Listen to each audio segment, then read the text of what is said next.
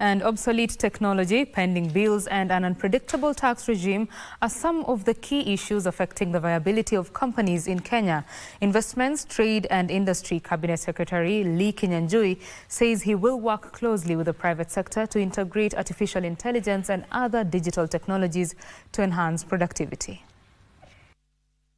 Some companies, including Base Titanium, G4S, Tile and Carpet Center and Mobius Motors, in 2024 announced that they were shutting down or relocating, citing high operational costs, challenging economic conditions, and reduced demand for products.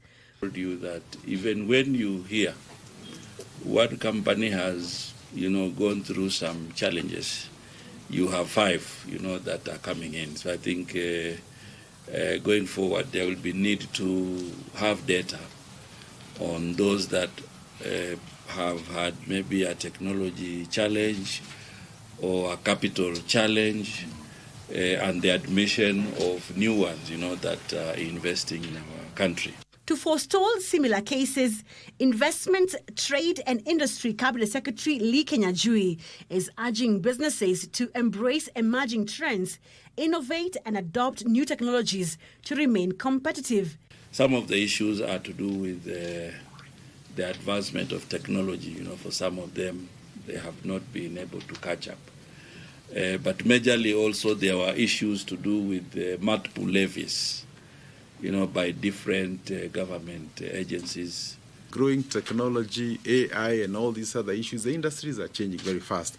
And therefore, it is important that we also help them to adapt and to ensure that they survive through and also continue to offer jobs and create wealth for our country. Kinyanjui assured stakeholders that key challenges such as unpredictable tax regime and high energy costs will be addressed through a collaboration with Parliament and the National Treasury. That, you want to know for the next 5 years what sort of tax regime you're going to have, because industries also have financial obligations with banks, and therefore when it keeps changing every now and then, it becomes a big problem.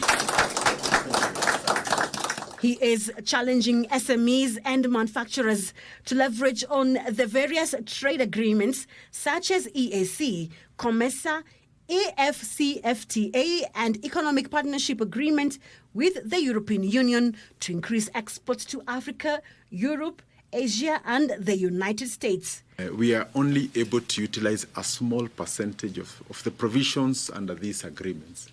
And therefore, just to note that there's a big gap between government's efforts to open up these markets and the ability of us as Kenyans and the industry to supply.